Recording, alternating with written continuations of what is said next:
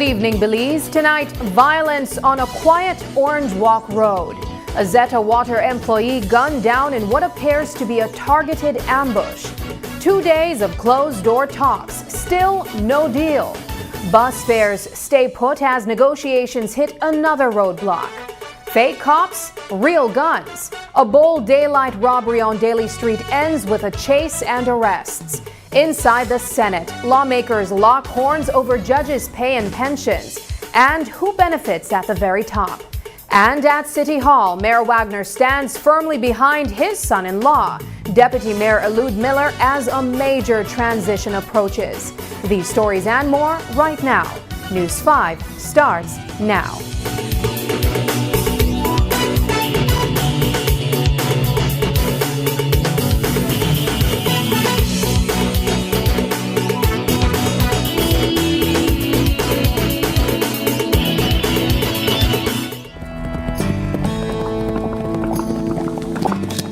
My bro, take a quick pic of me right here, bro. Alright, wait a second.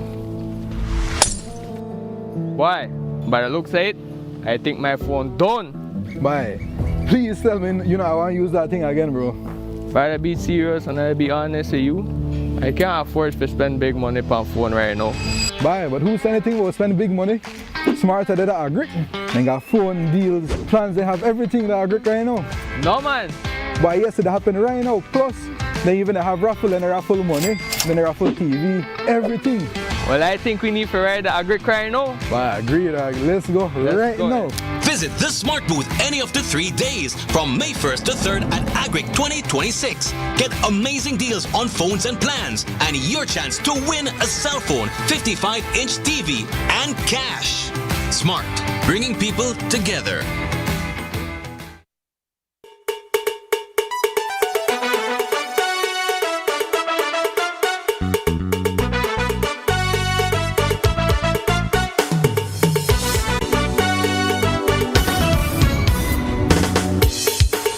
Good evening and welcome to News 5 Live for Tuesday, April 28th. I am Sabrina Daly. After 2 intense days of closed-door talks, the government and bus operators still have not finalized a deal. Therefore, no new rates will go into effect on Wednesday. But while the increase is being delayed for at least 1 day and the details of the agreement are not fully worked out, we do know for sure that it's everyday Belizeans who will end up paying the real price. The agreement gives bus operators what they've been pushing for: a government-funded diesel subsidy and higher fares. But while the deal offers real relief to operators, it raises tough questions about affordability for commuters and fairness for taxpayers now helping to foot the bill. Those concerns grow louder when you consider this. The government itself has a stake in the National Bus Company, which also stands to benefit from the fare increase. That overlap has sparked debate about conflict of interest and whether commuters truly had a voice at the table. With bus fares going up and public funds going out, we put the hard questions directly to Minister of Transport Dr. Louis Abineh, who, critics say, must explain not just the deal, but who it really serves. Now, while we had representation from the Bus Owners Association and from the government, we know that in both cases, subsidies are paid for by taxpayers. Who was in the meeting representing taxpayers? Because ultimately, by raising the fares and the subsidy, taxpayers will pay. Well, I mean, ultimately, we are all Belizean taxpayers here. Myself as minister, I working in the government. The government is for the people, and that means that we have always been very careful in this analysis because precisely as you said, there's an impact on the rest of Belize, right? So I believe that the members of the BBA are also cognizant of that, and that is where we've come to this compromise position. I believe that where we are now, that all operators will be able to function properly, and we can focus back again on what's most important, the welfare of our commuters, that they move from point A to point B safely, that we are offering good services on time, and that we can work together to continue to improve the sector. I think we all have that goal together, and we can put this behind us and look for better days ahead for our commuters and for the bus sector generally. The National Bus Company will also be increasing rates by 50 cents for short runs and $1 and long runs. The two sides will resume meeting on Wednesday. When buses went silent on Monday and commuters along the Philip Gosen Highway and across Belize City were left stranded, help came from an unexpected place. As Belize Bus Association operations shut down, the Belize City Council's electric buses stayed on the road and quickly became the backup plan many depended on. Mayor Bernard Wagner says every e-bus run was packed as riders crowded in to get to work, school, and home. The sudden surge, he noted, highlighted just how valuable alternative transportation has become, especially in moments of disruption. What began as a public transportation crisis turned into a real-time test of e-mobility. And according to the mayor, The city's electric buses passed with flying colors. It shows that, no care how you put it, that we should begin as a society to begin to look at alternative e-mobility rather than fossil fuel, rather than ICE vehicles, the diesel vehicle. We become less dependent on the volatility of fuel prices. That case yesterday was a clear case that if you have electric mobility, you know your prices normally fluctuate based by external forces and external problems that happen out there. If you are running e-mobility, the studies have shown that you operate at a 40% less operational cost. That is what the study has shown.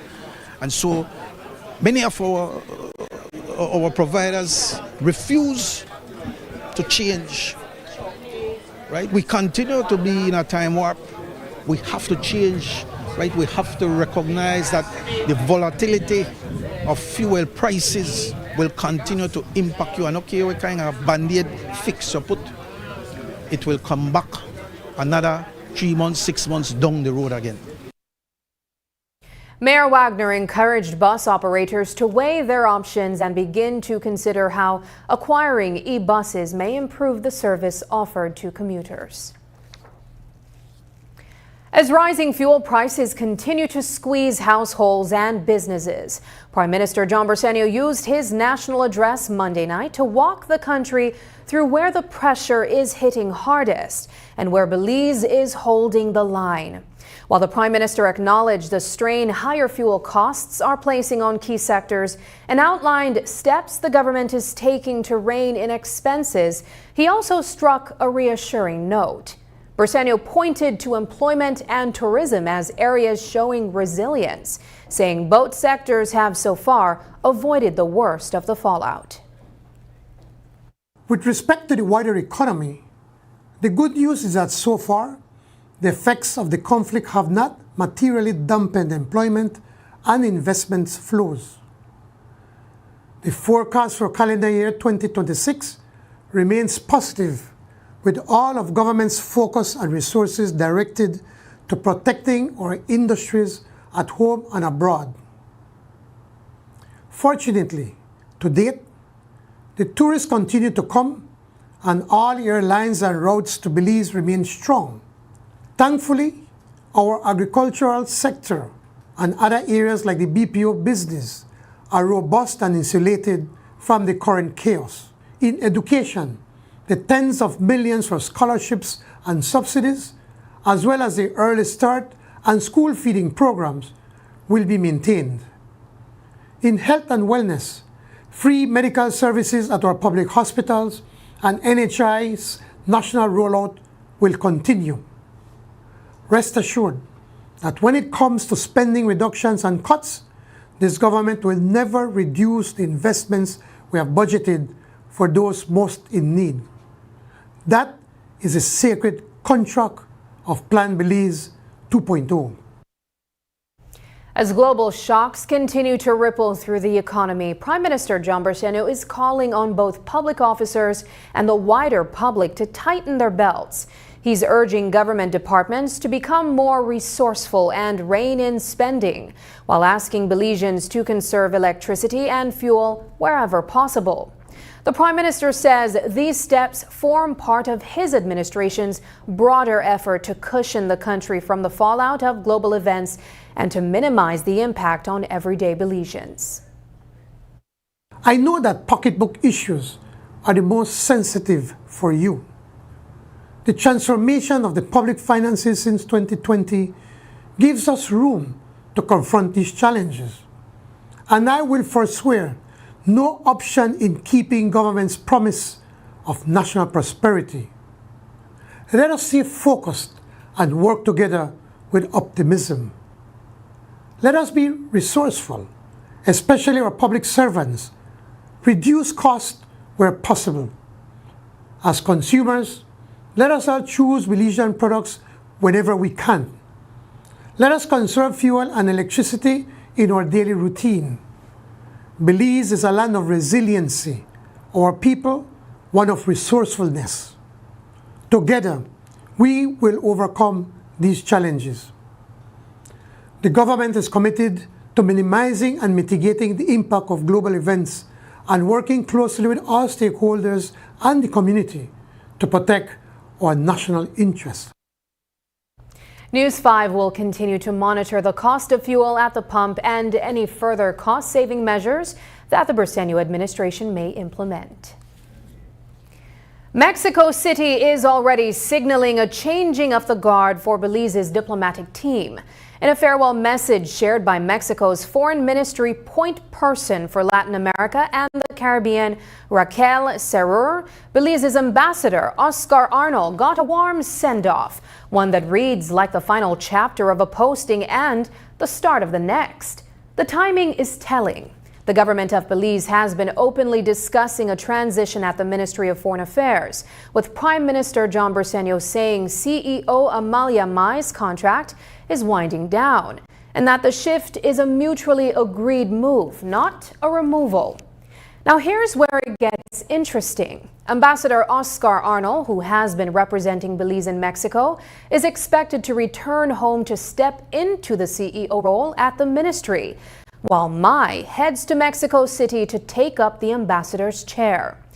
If the swap plays out as described, it lands at a moment when Belize and Mexico are keeping close contact on shared priorities. Everything from border region cooperation to broader regional coordination. And while Foreign Minister Francis Fonseca has avoided locking anything in publicly, he's made clear that any official announcement will come from the Prime Minister's office. Coming up, what should have been a routine farm check-in Orange Walk turns into a nightmare. A quiet property, a shocking discovery, and a 70-year-old farmer brutally killed. That story is next.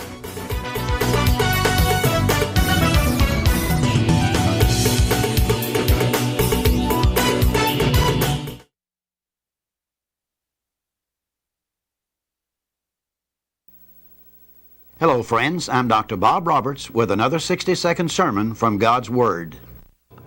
The Bible says, "For all have sinned and come short of the glory of God, and that there is none righteous, no, not one." There are two great facts the Bible makes clear about all of us. First of all, we have all sinned. Secondly, all of us need God's forgiveness. I understand that it was Billy Graham's custom to get names of prominent people in the city in which he would be conducting a crusade to pray for them in advance that they would come to Christ during the crusade.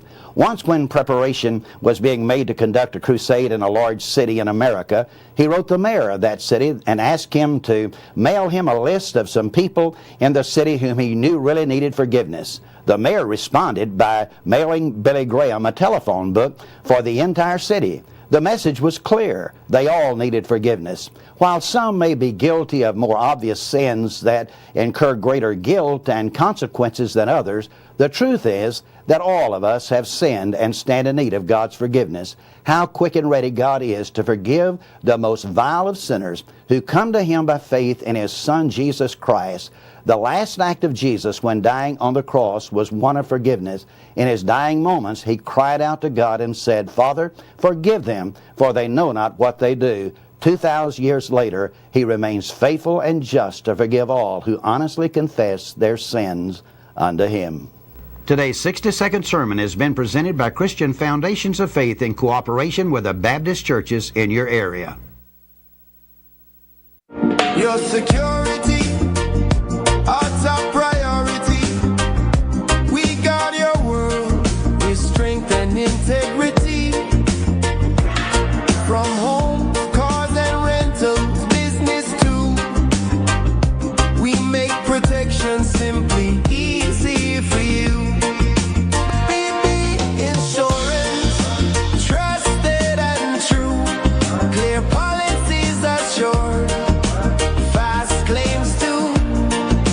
No appointment needed. Just swing by. Locations countrywide where peace resides. BB Insurance, your security, our priority.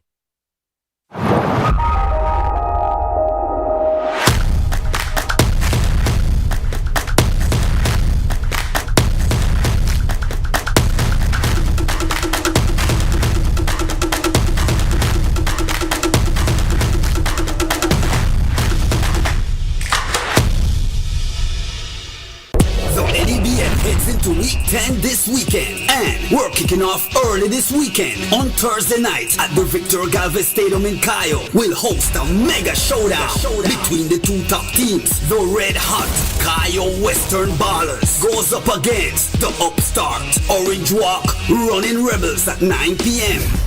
Then on Saturday night, the Dangriga Dream Ballers try to stay alive in the hunt to make the playoffs. Heads north to the Andres Campos Stadium against the new Focus and tougher Corazal Spartans, 8 p.m. And in Belize City at the Belize Civic Center, the Belmopan Trojans will go up against the roughest and the toughest team in the league, the Belize City Defenders, at 9 p.m. The NEPL Girls, the National Sports Council, and Fui Bolido, $5,000 halftime shooting challenge, plus giveaways at all games. So this week 10, make it an NEBL weekend, sponsored by the Government of Belize.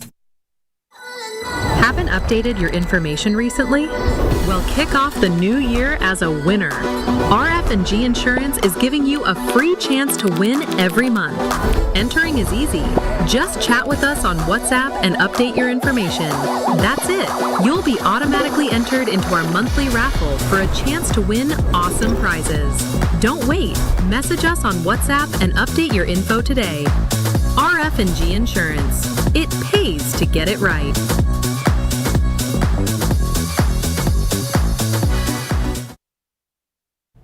A man is dead following a shooting this evening on Chan Pine Ridge Road in the Orange Walk district.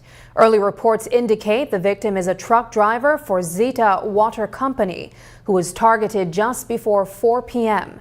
Police are on the scene and an investigation is underway. Information remains limited at this hour. More details as they become available.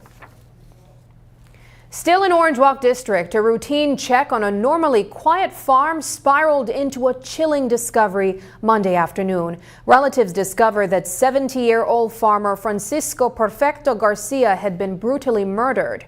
Police found Garcia hacked to death in thick bushes near his farm along Santa Martha Road, his face marked with multiple chop wounds. Investigators believe the killing followed an aggravated burglary. The discovery came just before 3 p.m. after relatives raised the alarm when Garcia couldn't be reached all morning. His son went to the farm around 2:30 p.m. and found the back door open, the small cement house ransacked, and his father missing. Family members searched the area and found Garcia's body a distance from the house, lying on his side and dressed only in underwear. Police say the home showed signs of forced entry, with broken glass louvers and items missing, including a cell phone, stove, gas tanks, and a wheelbarrow. Officers also recovered a blood-stained machete from the yard. No arrests have been made. The investigation continues.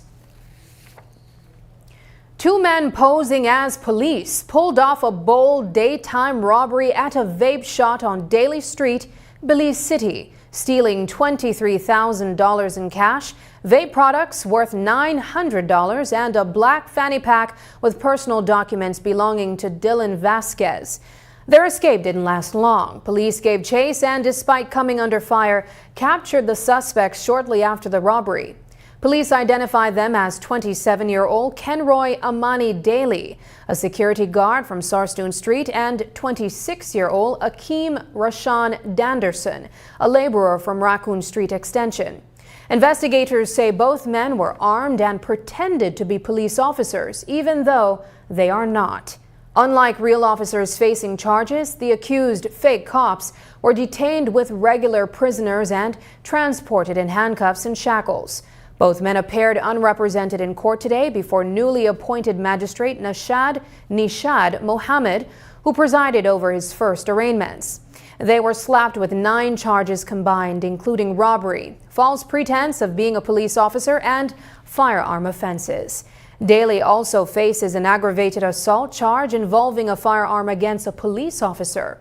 Prosecutors allege Danderson had a 9mm pistol with 9 live rounds, while Daly was found with a Glock 19 and 10 rounds of ammunition. Both pleaded not guilty. Due to the seriousness of the charges, bail was denied, and they were remanded to the Belize Central Prison until June 30th, 2026. The magistrate noted they may seek bail through the High Court with legal representation. Police are investigating a fatal traffic accident in southern Belize that claimed the life of a 17-year-old boy on Monday evening. Authorities say the crash happened along the Thomas Vincent Ramos Highway between miles 43 and 44, where a bus and a motorcycle collided. Initial reports indicate that the bus was making a left turn into an intersection when the motorcycle carrying two riders attempted to overtake and crashed into the front of the vehicle. The impact threw the young rider from the motorcycle to the front of the bus, where he was dragged a short distance underneath before the bus came to a stop. He has since been identified as Jessler Sott of Bea Vista Village. This marks the second motorcycle and bus crash on the Thomas Vincent Ramos Highway in the past 3 days. After the break, a major upgrade at the waterfront. The Belize City Council opens the Yabra Fish Market, giving fishermen a cleaner, safer place to work and bringing fresh seafood straight to you. That story is coming up. But first, here's tonight's weather forecast from the National Met Service.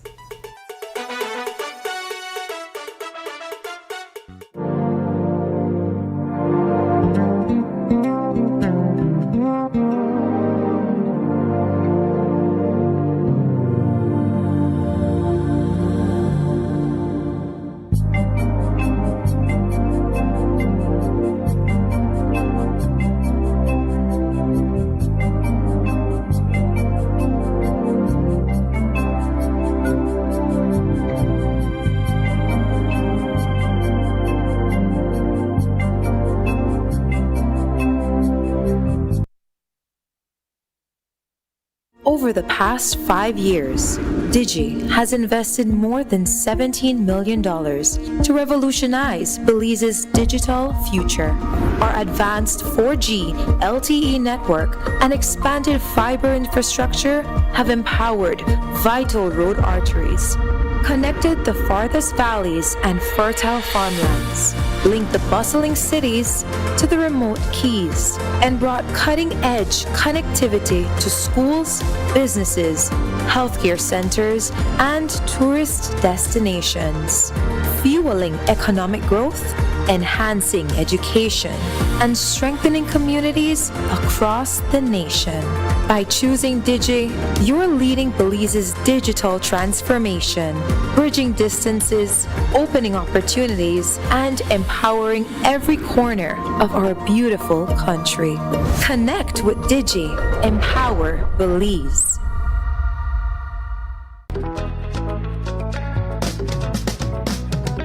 Tourism in the Caribbean is evolving, and the way we grow it matters more than ever.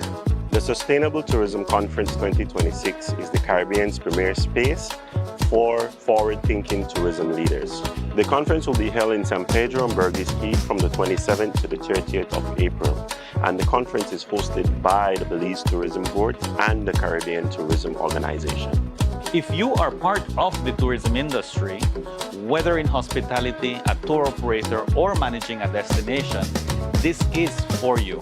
This year's theme, Tourism in Full Color, explores how we grow tourism sustainably and inclusively across the blue, green, orange, and purple economies.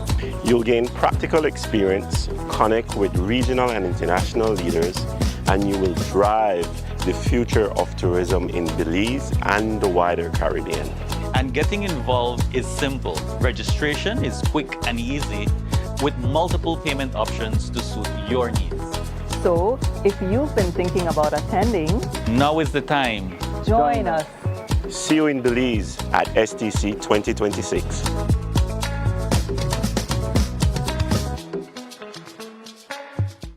In Belize, change is taking shape every day. It all starts with Game Changers.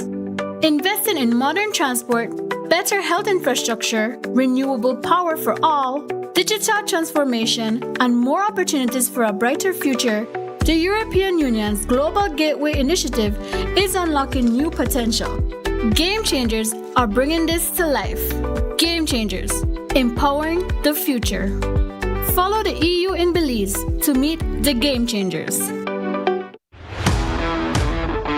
When the job calls, you need a truck that works as hard as you do. Strong, reliable, and built for the load. The Jack Freight Truck gets the job done. From the lumberyard to the worksite, power your business with confidence. I can count on Jack to get the job done right.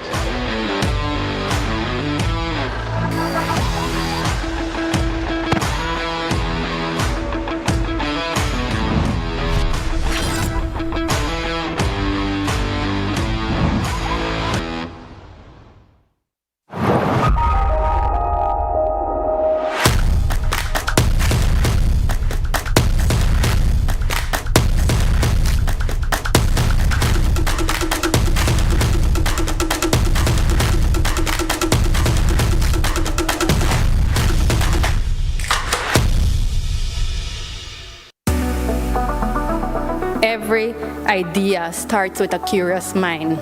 You're the girls who will build the future. And that's what Girls in Tech is all about, helping you learn, discover, and see what is possible. Each of you, if you want, you can be the innovators of the future. The long-term objectives is to amplify their minds and the opportunities.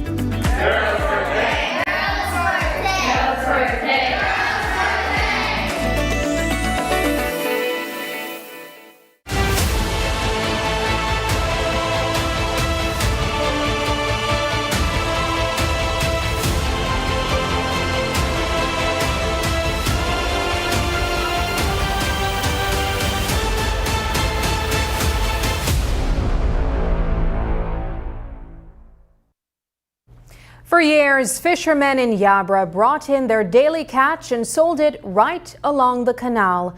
No shelter, no proper stalls, and few basic amenities.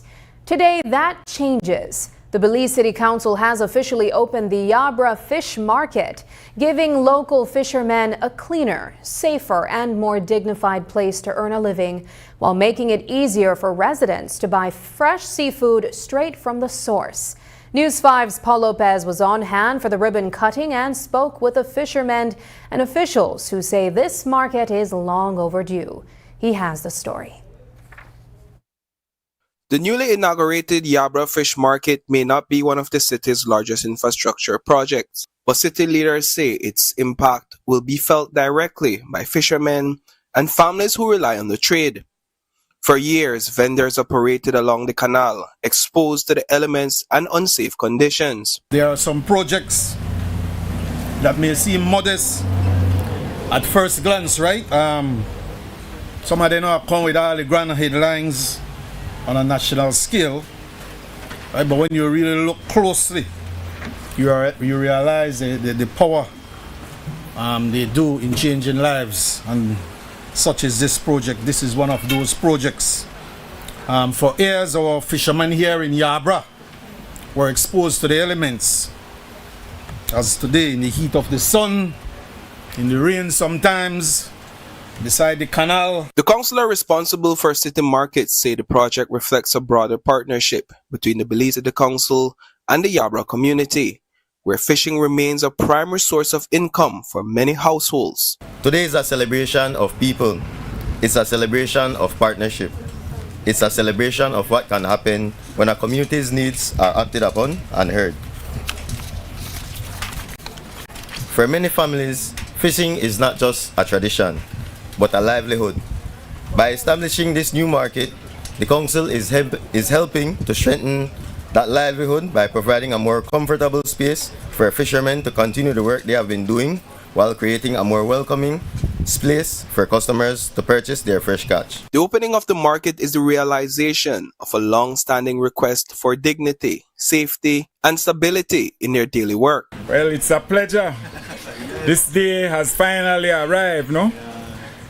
The mayor, the councillors, the deputy mayor, everyone make this day finally successful. A dream come true for the Yabra fishermen folks, you know. And we wish to appreciate this building and moreover take care of it. Bring some new fishing folks interested to buy fish and safety environment down this side, you know, a shelter house from the sun, the heat, the rain. We not into gang, we into fish and selling, so I make a statement. You understand?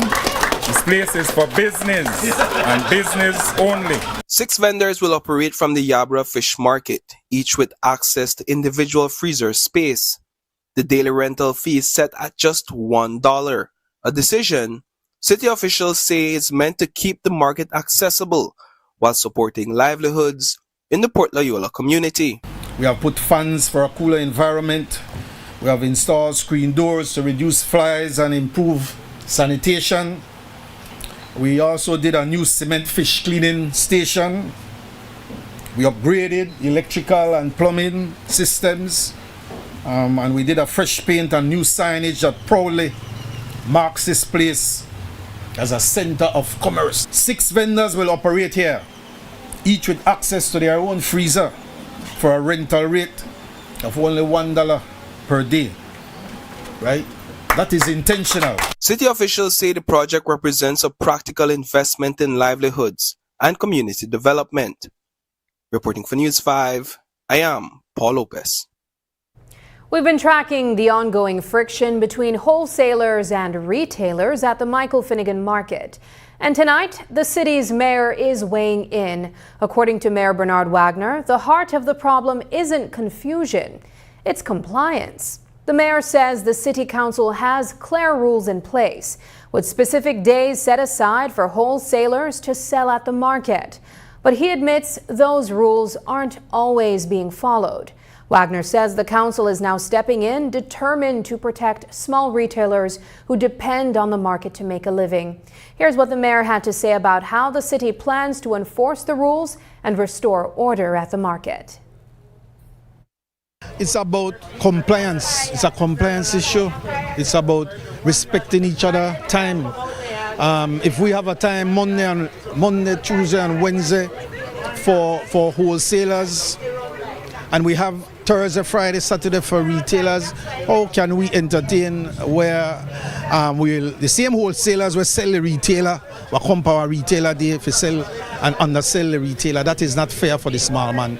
And so we have, through this intervention, we are focusing on ensuring that the small retailer in the market is not pushed out by the big wholesaler. So how are you all planning to address it on the ground? Communication? Both communication and enforcement, and we have been very adamant about it. You got to respect. Mayor Wagner says the council will ramp up its communication and enforcement efforts at the Michael Finnegan Market shortly.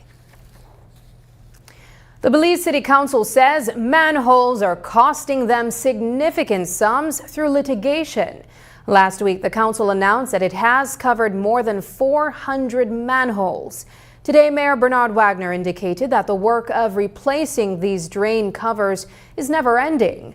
But he says the council has made it a priority because people are suing the council. Manholes are an ongoing project. You'll never end with manholes. I was just coming along the street there and I saw a manhole that needs urgent repairs. It continues to cost us, both from the point of having to replace them, but also from the point of we are getting into a real society where people are suing the city, and we continue to take a hit by lawsuits in respect to manhole. And so our team has prioritized this sort of project in terms of manhole, ensuring that we put in the necessary awareness in respect to if a manhole is missing. We put the necessary tape there to warn the resident. But we also have to call on the business owners in the city, and the taxi drivers and the motorists not to put drive a vehicle over manhole, because it costs the city in double, either by through litigation or by true replacement. The council has established a reporting mechanism for residents to inform them of broken drain covers. The WhatsApp number is 673-9055. Still ahead, should municipal leaders collect benefits after leaving office? It's a question stirring debate, and we break down what's at stake. For your Samsung devices in Belize and enjoy benefits you won't get anywhere else. When you shop locally for your Samsung, all your devices will be covered by a 1-year local warranty. You won't get that when shopping with the other guys. When in doubt, always look for the Cellular World seal to know you're getting the real deal. Shop with confidence and enjoy your Galaxy knowing that it can be repaired locally at our Samsung Service Center by certified Samsung technicians using original parts and machinery. Even better, enjoy the best LTE experience in Belize, knowing that your Samsung devices are compatible with major local carrier networks. Get the ultimate Samsung Galaxy experience only when you shop from authorized Samsung resellers nationwide.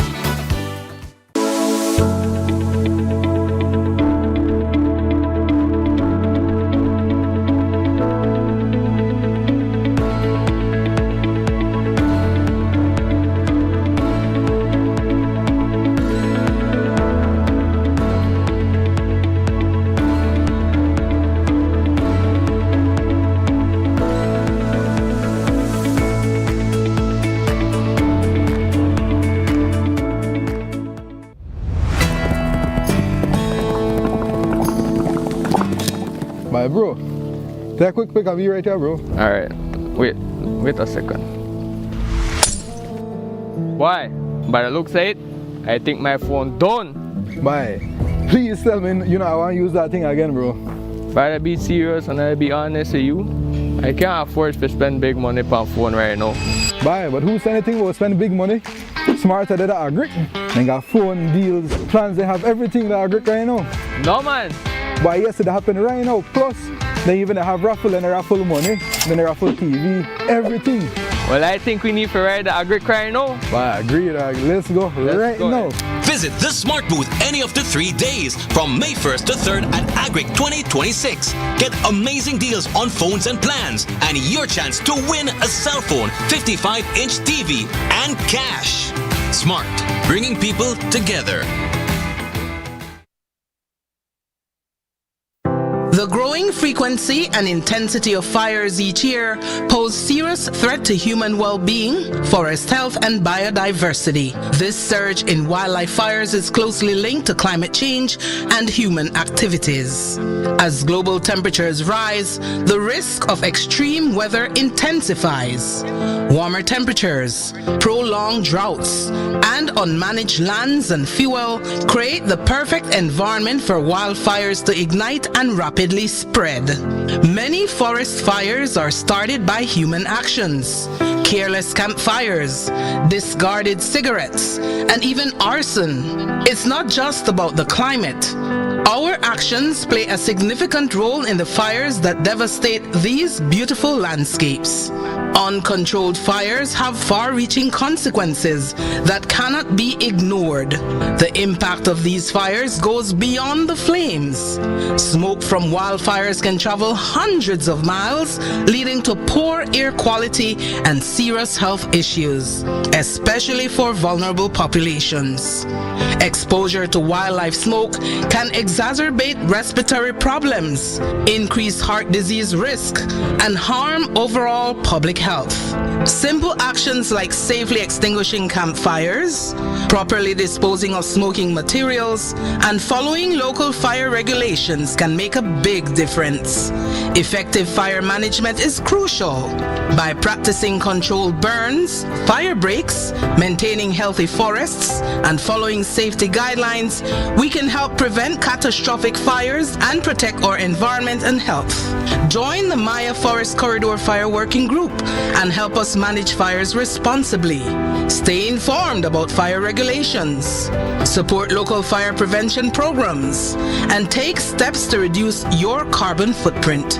Together, we can build safer communities and a healthier planet. Remember, good fire management starts with all of us. Do your part to protect people and our natural resources.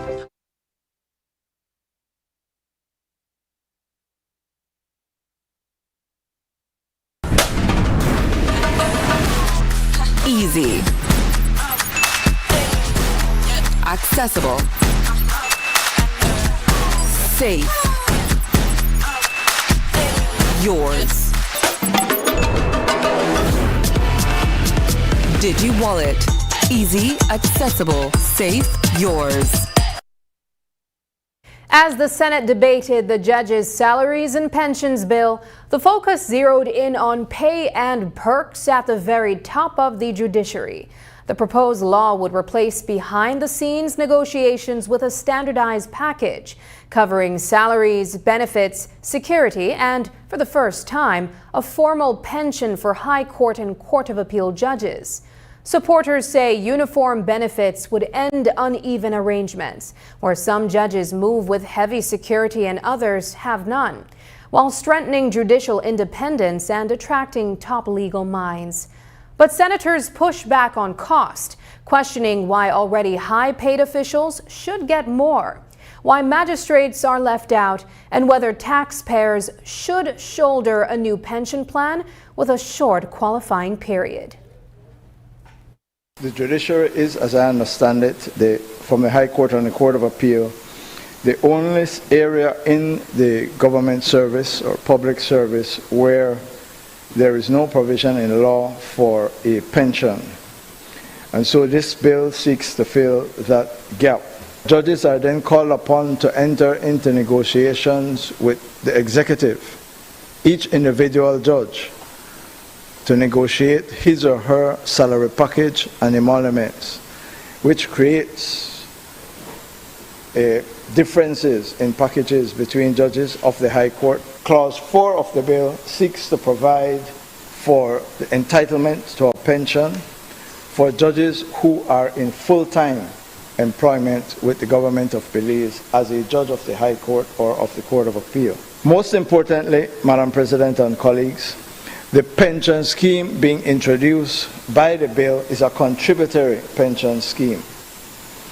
Judges will have to contribute to the pension that they will become entitled to after the qualifying period of service. The magistrates of Belize City, the magistrates of Belmopan, the magistrate of San Pedro, the magistrate of Orange Walk, Corozal, Dangriga, Independence, Punta Gorda, San Ignacio, Santa Elena are not being taken care of under this bill whatsoever. Every single one of them. They go to work every day. They sit on the bench, Madam President, in their court houses or their courtrooms across this country, and they dispense justice just as those judges in the senior courts do, and they deserve to be compensated. The package needs to include them as well. It is in fact one of the main points why we cannot support this bill, because we insist, Madam President, that the magistracy be included. Judges of the High Court and Court of Appeals will qualify for pension of 85% of salary after serving on the bench for 5 years. Municipal leaders are often seen as part of the elite political establishment, high-profile figures who wield influence at the local level. But behind that perception is a growing debate about what happens when their time in office ends. Unlike many public officers, mayors across Belize leave their posts with no pension, no severance, and no formal post-service benefits. As the Belize Mayors Association pushes for change, the question is whether years of public service should come with long-term security or whether that's a burden taxpayers shouldn't bear. News 5's Shane Williams reports. Being a mayor in Belize is anything but a part-time job. It's a full-time commitment that stretches beyond office hours and often into the personal lives of those elected to serve. But when that service ends, so too do the benefits entirely. Corozal Mayor Rigoberto Veos is the president of the Belize Mayors Association.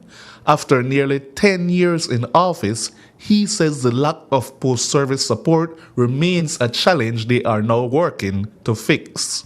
We have a lot of mayors who have served for many years, and when they leave with without having any support afterwards, you know. So I am sure that the mayors of the country are looking forward to have something set in place that can assist them eventually, you know, for compensate them for all the hard work that they have done.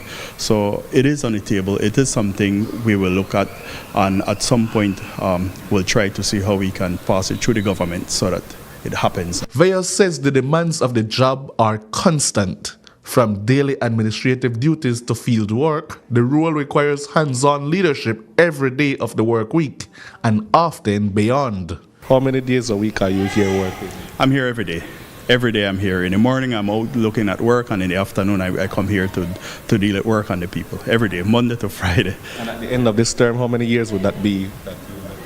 It will be 9 years and counting, because I am running again next year, March. I look forward to it. We have worked extremely hard, and I know that people will give us the support. In Belize City, Mayor Bernard Wagner agrees. Though he is not seeking another term in office, Wagner has been one of the most vocal advocates for change, even if he won't personally benefit from it. We have discussed it with both at the local government level and with the Ministry of Finance, but it is important that our municipal leaders have something to fall back on.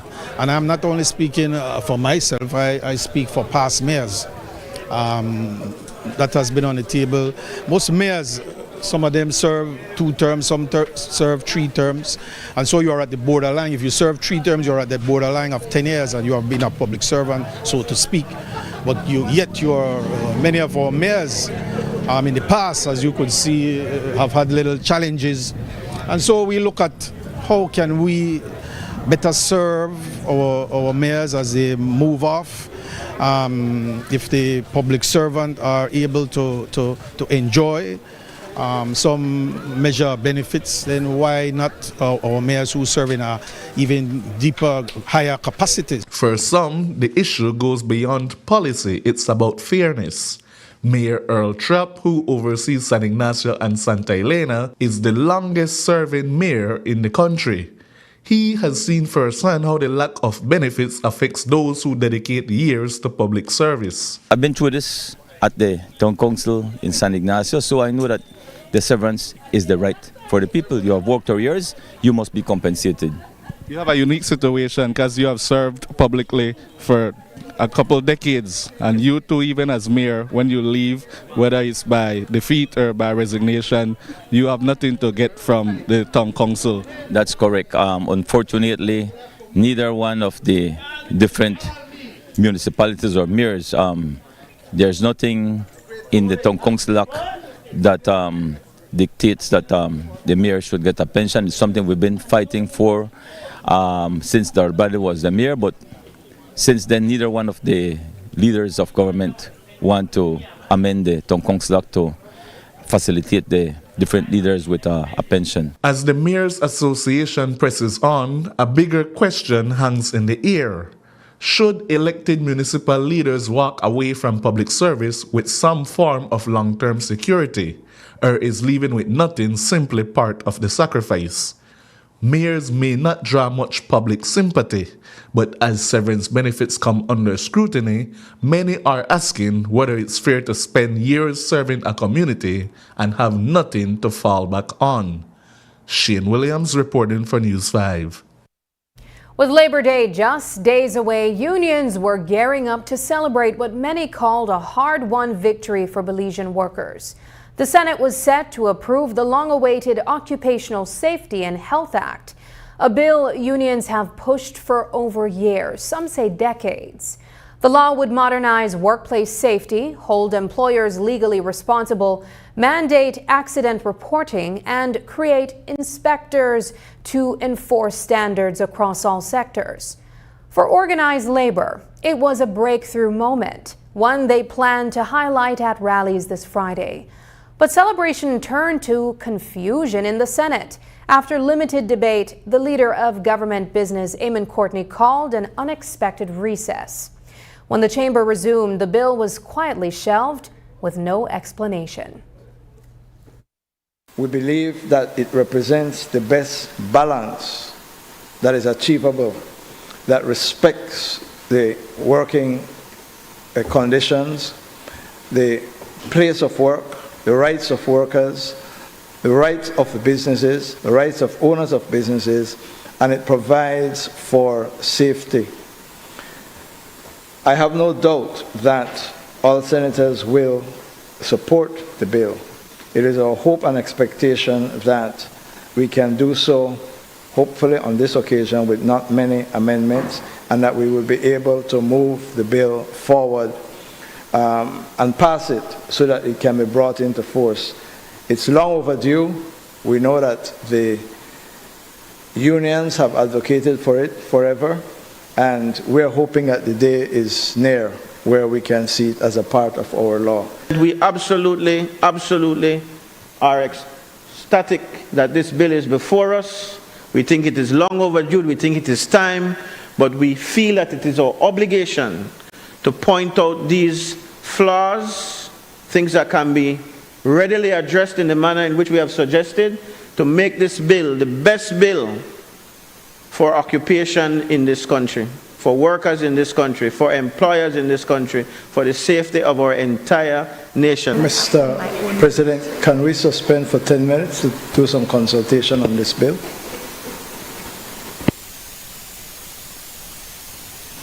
Members, based on the request of the Leader of Government Business, we will suspend the session for approximately 10 minutes. The Senate resumes. The Occupational Safety and Health Bill 2025 will remain in this legislative stage at the second reading. The shelving of the USH bill marks yet another setback in a fight labor unions have waged for more than a decade. What was supposed to be a moment of celebration at Friday's Labor Day March has now become a flashpoint, fueling fresh calls for action from union leaders instead. With his time at City Hall winding down, Belize City Mayor Bernard Wagner is beginning to signal what the future of city leadership could look like.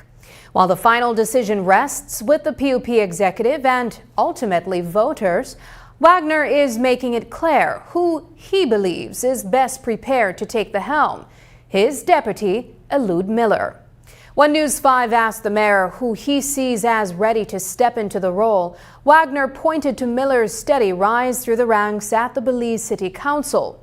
He described him as someone who understands the inner workings of City Hall, has earned his stripes, and is positioned to offer continuity at a time of transition. We have different individuals who certainly have the competency and the capacity to fulfill the role of the mayor, and so we are anticipating it, and we look forward to continue the great work. We have done tremendous work over the past 9 years, in my view.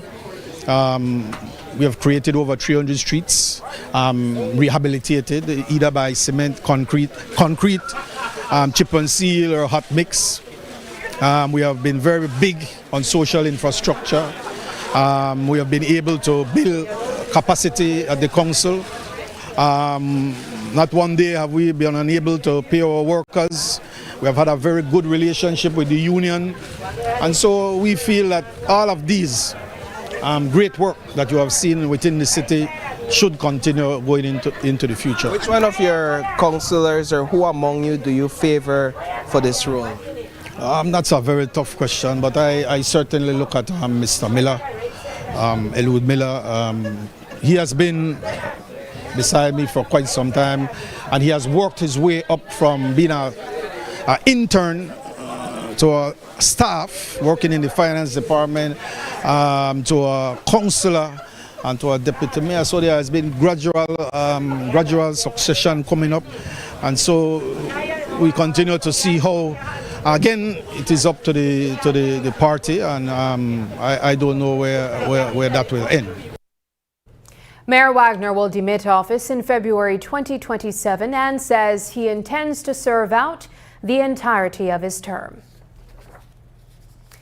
The Court of Appeal has dealt a blow to businessman Michael Feinstein in his ongoing legal fight over the State Bank extension. In a decision delivered last week, the court rejected Feinstein's request to introduce new evidence and denied his bid for further document disclosure, clearing a major procedural hurdle for the government. Feinstein had asked the court to consider a tourism consultant's report that compared cruise port options in Belize, arguing it could show the government wrongly justified the compulsory acquisition of his land. But the judges weren't convinced. The court ruled that Feinstein could have obtained the report earlier if he had acted with reasonable diligence, and said the document would not have changed the outcome of the original case anyway. The judges also stressed that appeals are not a second chance to rebuild a case with evidence that wasn't presented at trial. On top of that, the court refused to order the government to hand over additional documents, calling the request unnecessary and not in the interest of justice at this stage. The ruling means the appeal will move forward without new evidence, and Feinstein has been ordered to pay legal costs to the government and other parties involved. This decision keeps the focus squarely on whether the original judgment upholding the compulsory acquisition of land for the State Bank Cruise Port project was legally sound, based only on the evidence already on record. We'll continue to follow this case as the substantive appeal heads toward full hearing. Up next, fast-moving fire rips through San Pedro, Colombia, wiping out 13 thatch homes and leaving about 10 families with nothing. That story is coming up.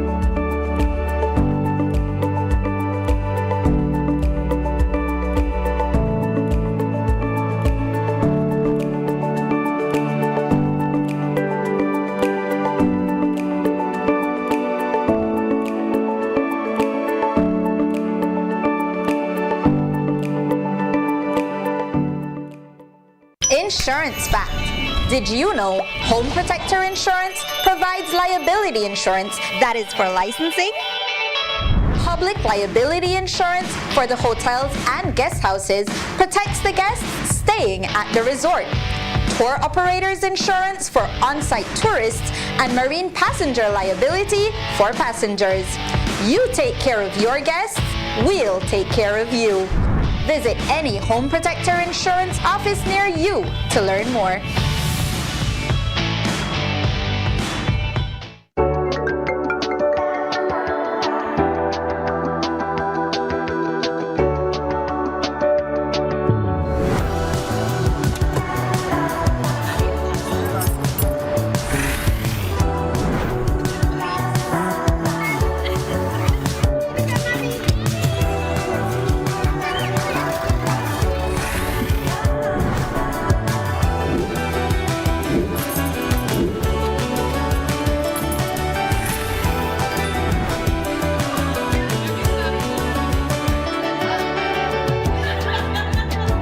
The future is calling.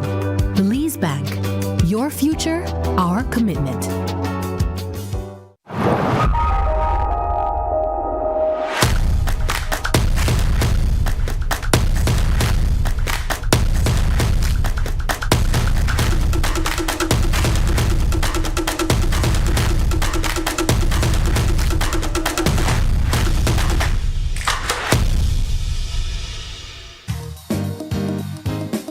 your morning with the conversations that matter most to Belize. We're breaking down what El Nino really means for Belize right now and how it could impact your daily life. You're also invited to something special, the Ocean Guardians animated musical film, bringing a powerful message about protecting our seas in a fun and creative way. Plus, we dive into a real conversation on disability rights in Belize through an eye-opening podcast that's sparking awareness and change. And we take a moment to remember Albert Butty Moody and his lasting impact on our nation. Join us live at 6:30 a.m. only on Open Your Eyes.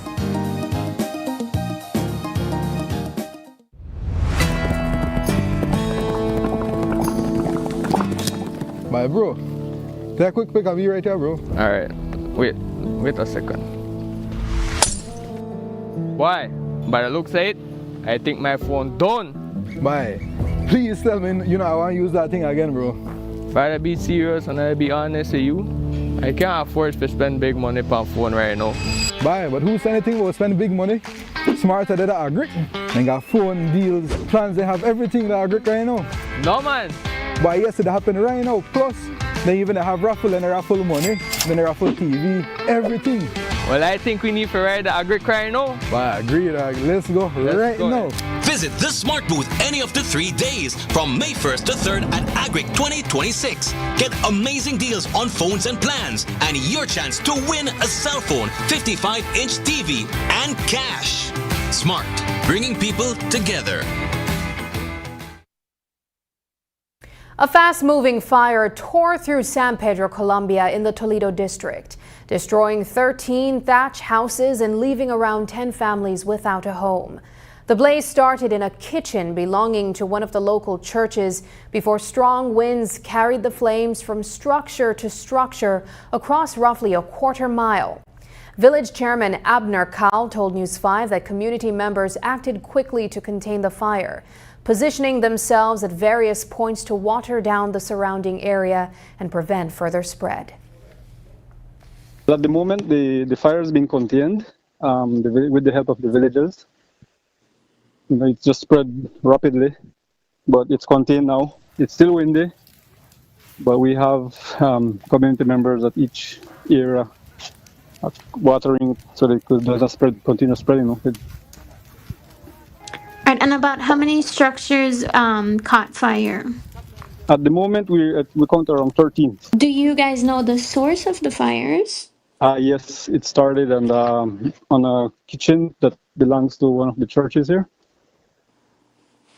Okay, and so is it neighboring houses that are next to each other that lit on fire?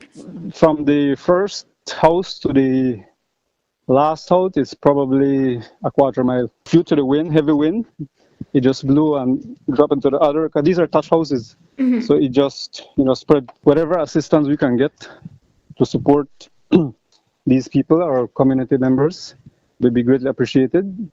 They could contact me at my number, 625-0099. And, that'd be greatly appreciated. And so that we could try to rebuild back the homes of these victims, fire victims. The fire has since been contained, though Kyle says the affected families are in urgent need of assistance. Tourism is booming worldwide, breaking records and pouring trillions into the global economy. But this week in Belize, the conversation is taking a thoughtful turn. With international arrivals hitting unprecedented highs, tourism leaders from across the region and beyond have gathered here to confront a critical challenge: how to grow tourism without overwhelming communities or damaging the natural spaces visitors come to enjoy. Instead of chasing sheer numbers, the focus is shifting toward sustainability, balance, and long-term impact, what industry leaders are calling better tourism.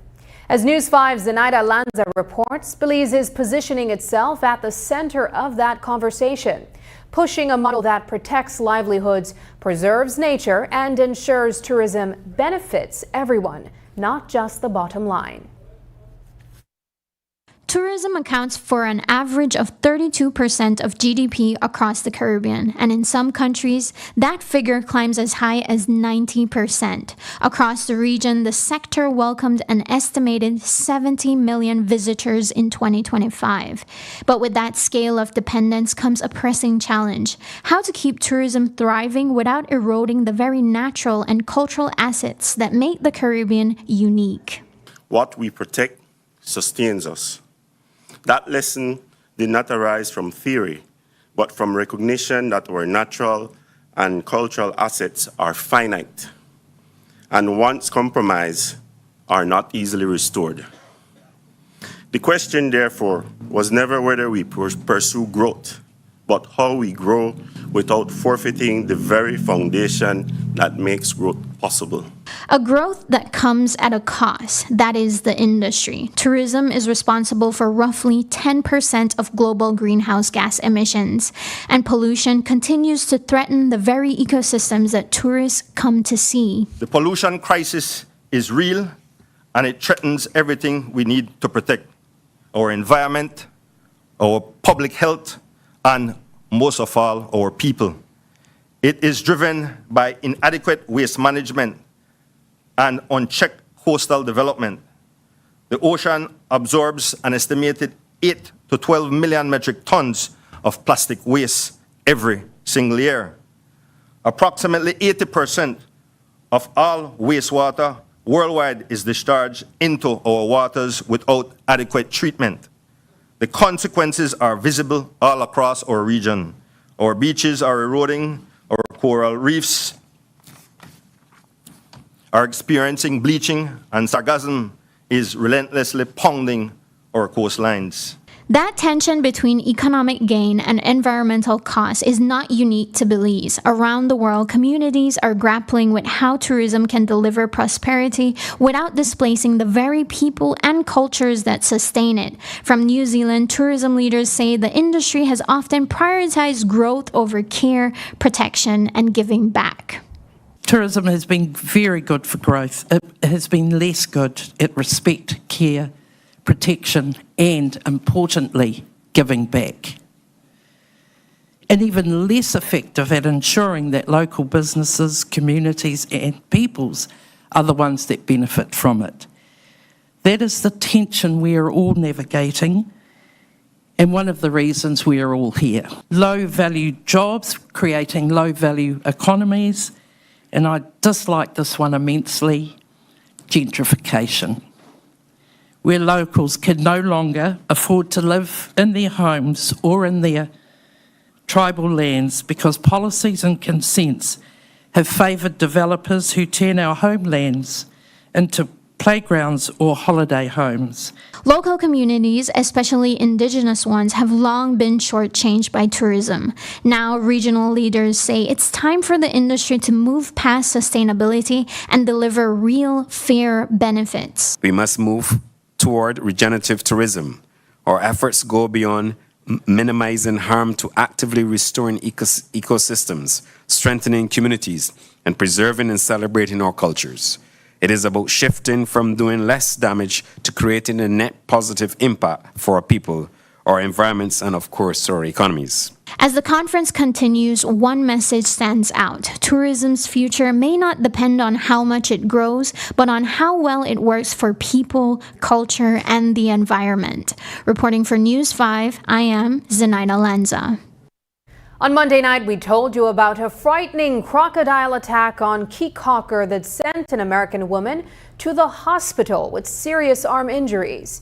The incident is now drawing sharp reactions from the public. Tonight, the executive director of the Crocodile Research Coalition, Dr. Marissa Teles, is responding to growing calls from angry residents demanding that the crocodile be hunted down and killed. She says the animal wasn't acting aggressively, but defensively, triggered by nesting season and human encroachment. Dr. Teles is urging the public to understand crocodile behavior before calling for drastic measures. Here's what she told us. When an attack happens, usually the root of the problem is not because of the bad behavior of the crocodile, it's the bad behavior or maybe some misinformation, miseducation by humans. And so it is really important to understand that the crocodile did not attack to kill this woman or to eat this woman. And we see that because it was a defense bite. If a crocodile truly wants to take down prey, it doesn't let go. This animal has the strongest bite force out of any other animal in the world. And when you look at documentaries of, let's say, Nile crocodiles, they bite onto a zebra and they hold on. When it's a defense bite, it's just bite and then they let go right away. So this crocodile was giving this woman a warning. And right now, this time of the year, you do see an increase of attacks of American crocodiles around this region. It is called the American crocodile because you can find it throughout the Americas. You can find it in Florida, Mexico, Central America, down to South America, as well as in the Caribbean. That's why it's called the American crocodile. And around this time of the year, it's nesting season. The female wants to protect her nest and her babies. And from what I understand and what I do remember from studying the American crocodile on Cape Cocker is that northern part of the key, crocodiles nest there. Tellez says another possible cause is that crocodiles typically feed during the early morning, around the same time the American woman went to swim. A cross-border cleanup effort on the Mopan River is sending a message that environmental responsibility knows no boundaries. The mayor of Benqueviejo del Carmen teamed up with representatives from the neighboring Guatemalan municipality of Melchor de Mencos this week, pulling together nearly 40 volunteers, 2 canoes, and a determination to tackle what has become a concerning issue along one of the region's most vital waterways. The joint team collected 95 bags of garbage weighing an estimated 2 tons, all from the riverbank just meters from the Belize-Guatemala border. The mayor says the initiative came together quickly after videos of the pollution circulated on social media. He sat down with us to talk about what drove the effort. Things like this, they don't wait, because if there's a rain coming or a heavy rain, all this garbage will go directly down the river and end up in the ocean at Belize City. The garbage is directly right on the line, on the adjacent line from where the OAS is, and the border and everything is right directly across there where all this garbage was, because we cleaned everything, and you could see the pictures on Facebook where we went and we collected 2.35 tons of garbage. That's about 85 bags of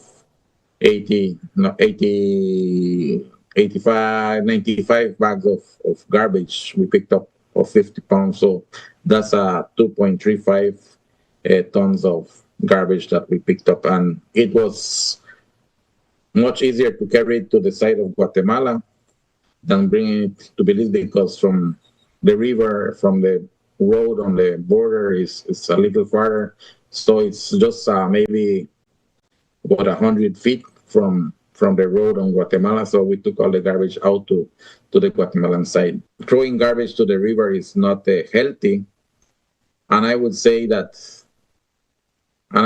in Spanish, just this little piece, el agua es vida, and we need to appreciate what we have, because God gave us the water. The mayor thanked community members who pitched in to help with the simple message that rivers are our source of life. Before we leave you, here's tonight's viewer's voice. On our first story, 13 homes lost as flames sweep San Pedro, Colombia. Yolanda Muschamp commented, "Today in Toledo is very hot and windy. They know they should not be burning nothing, and they still burn. Year before, they had uncontrollably fire at this same time." Turning to Yabra fishermen reel in a win with new city market. Albert Mena shared, "Good thing done for the Yabra fishermen and community. First time Mayor Wagner and City Council did something in a poor neighborhood. Hopefully, it's a start for more small developments to come across the city. And finally, on scientist defends croc after pre-dawn Keycocker attack. Kelly Schaumer shared, as a recurring visitor to Keycocker, I would like to recommend to the Conservation Society that they install signs at all of the popular swimming areas that list some simple facts about the crocs along with some do's and don'ts. I'm pretty sure swimming in their waters in the dark during their normal hunting hours is not a good idea, drunk or sober. Thank you for engaging with us online. Your voices shape the national conversation. Keep those comments coming and we'll continue to feature them right here. And that's the news. Tonight's broadcast is available at greaterbelize.com, on our Facebook and on YouTube. I'm Sabrina Daly. Thanks for joining us. And from all of us here at News 5, good night.